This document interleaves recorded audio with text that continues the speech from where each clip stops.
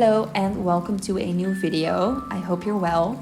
Today I thought I'd take you along on this very rainy trip to a book market in Deventer, the Netherlands. Apparently this is the largest book market in Europe and we had never been, which is absolutely crazy, so it was high time that we visited this year. And I had never been to Deventer either, but the town is so cute. The houses are also old and it's just very quaint and cozy, as you can see in this cute cafe where we had some coffee to stock up on some caffeine before we braved the book market, because it definitely is very large. There were so many stands we couldn't even get to all of them, but I'm not complaining. It was so nice to just be surrounded by books all day and other book lovers, of course. I think my favorite stand was the stand of the American Book Center, because I do prefer reading in English and most of the stands had only Dutch books, of course. And the ABC stand had so many amazing books for only €5 a book, which is great. So obviously I had to get a few. I'm showing in the second half of this video with my book haul which ones I got. Overall, this was just such a lovely day and the rain did not lessen the experience. It only added to the cozy fall vibes, even though it was only August. But yeah, Dutch summers are not great and I've accepted that. And I'm a fall girly through and through, so it's okay. I'll definitely be going back to Deventer when it's less rainy, or maybe in December, because I heard there is a Charles Dickens event in Deventer every December where the town basically just transforms like it's stepped out of a Dickens novel, which sounds amazing. So maybe this December I'll be visiting Deventer again to, experience that. At the end of the day we had some food and of course we had to discuss all the books we got. So overall, an amazing day, and I highly recommend visiting this book market if you're in the neighborhood next year, because it was a great experience.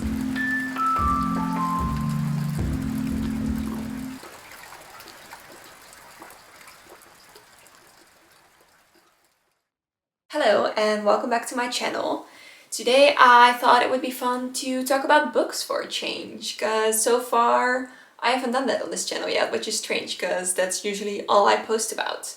So today I just wanted to make a fun chatty video about all the books I got in the past 2 weeks, because there's a lot, as you can see. It's a huge pile that I have beside me here. There's just so many great ones that I'm really excited about, so let's just chat about books for a while. I hope you enjoy. If you're new here, please subscribe to my channel. I'm just starting out and I've been really excited about making videos. Also, did you notice I'm sort of regularly uploading right now? Because I did, and I'm very impressed with myself, so I hope we can keep this going.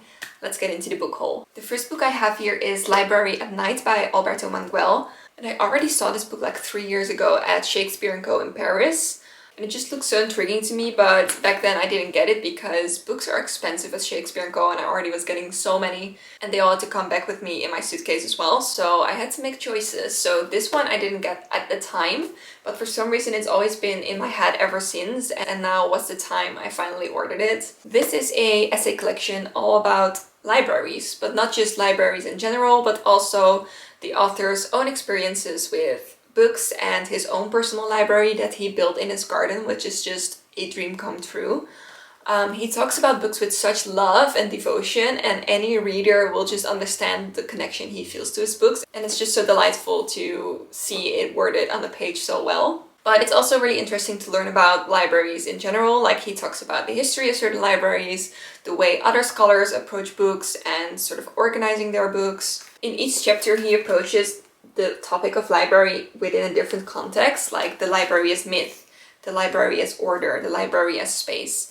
And this is very reminiscent of In the Dream House by Carmen Maria Machado. I don't know if you've read that, but she also named her chapters this way, which is actually really interesting. But I think this book is older, so I wonder if she took inspiration from this one. Yeah, I'm about 120 pages in right now and I'm absolutely loving it. I'm underlining so many things, which is usually a good sign. So if you love books and you love reading about books themselves, then you might also enjoy this book. Then I have the Profundis by Oscar Wilde, which I got because Dakota Warren was speaking very highly of this, and I usually really enjoy a reading taste, so I got it as well. I only read a few pages so far.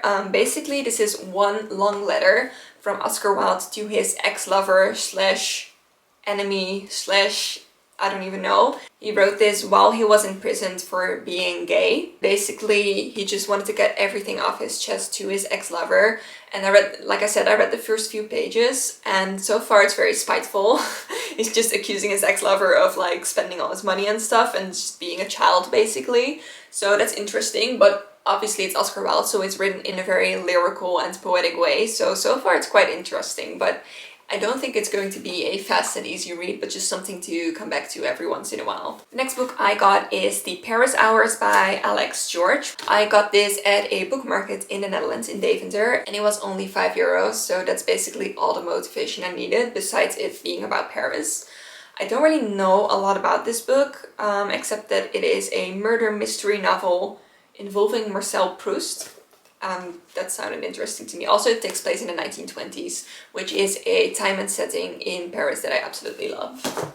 Another amazing find at the book market is this massive book. It is an essay collection by cultural critic Ingrid Sishi. It's called Nothing is Lost. It was only €5 as well, which is actually insane.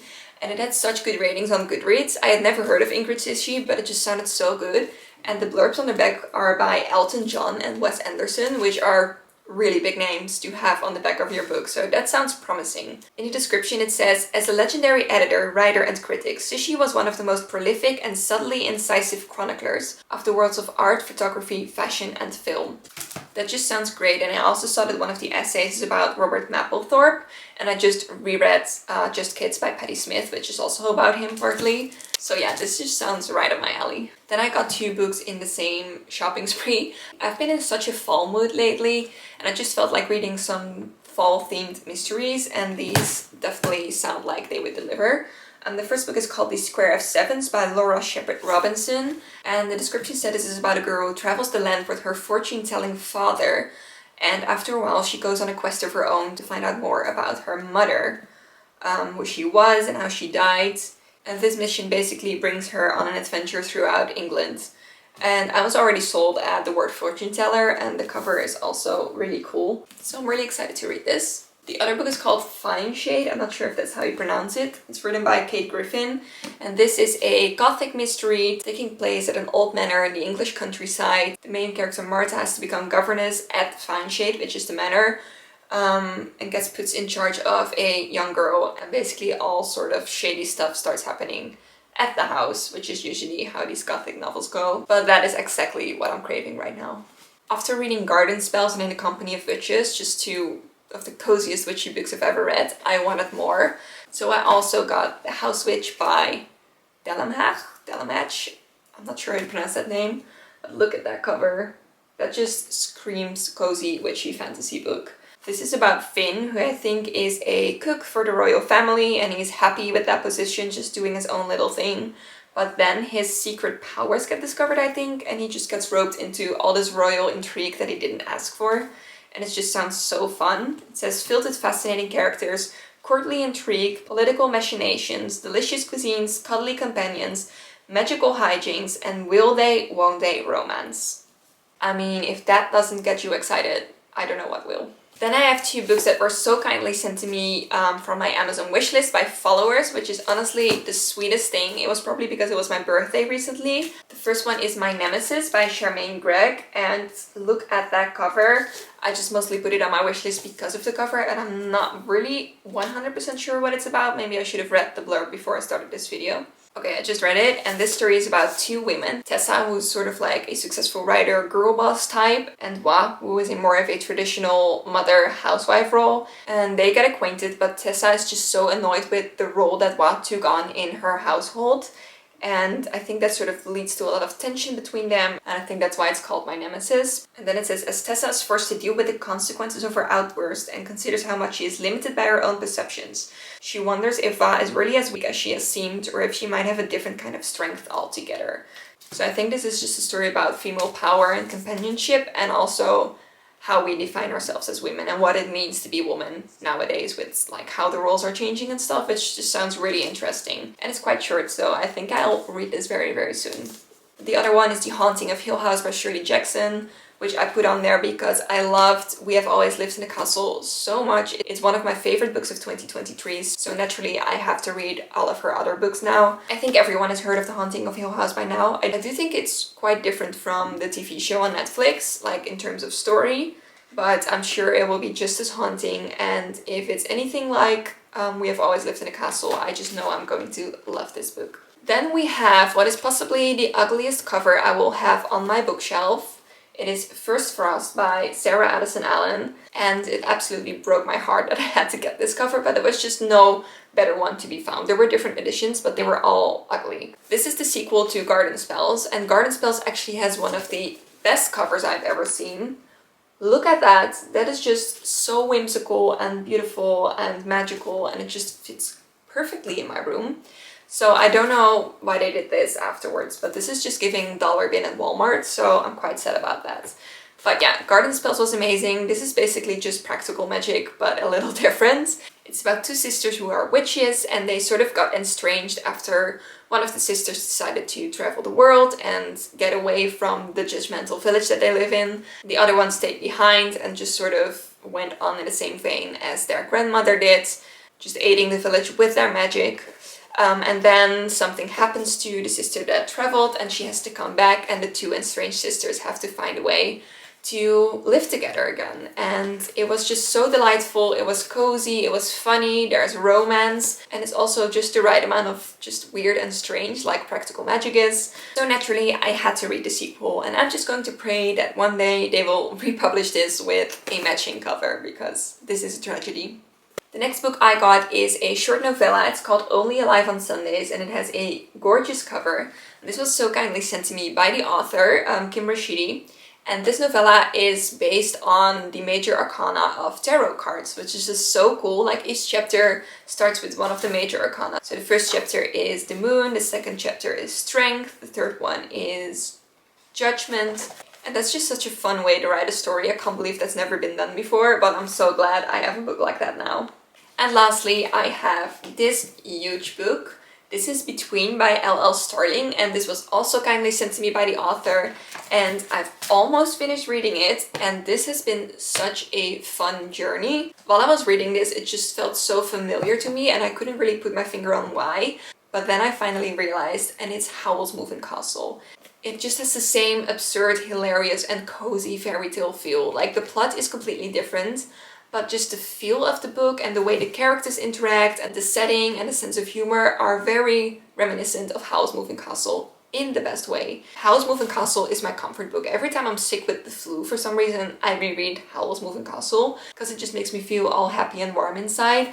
And this book did that for me too. This story is about Sasha Pierce, who takes a job in the charming old witchy village of Old Middleton.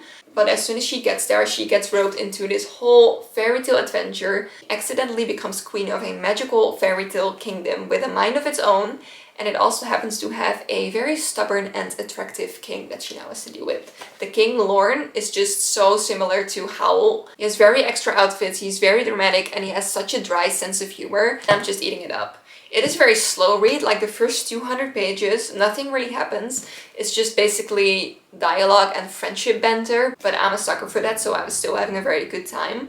But if you love fast-paced books, this one might not be for you. But if you love cozy fantasy that is just the right amount of absurd, funny, cozy, there's tropes of found family, there's romance, there's all manner of really hilarious and cute magical creatures. I've been on such a cozy fantasy spree lately, and this was exactly what I needed. So many thanks to the author for sending me this book, and I can't wait to read the rest of it. So those were all the books I acquired in the past 2 weeks, which is an insane amount, I'm aware. But you know, since I don't actually have a job anymore, I could just spend all my time reading, which has been great, and I can't wait to continue with these new books. If you've read any of these, let me know. I feel like I haven't heard much about these yet, and I'm curious to know what you thought. And thank you so much for watching. I'll see you in the next video. Bye!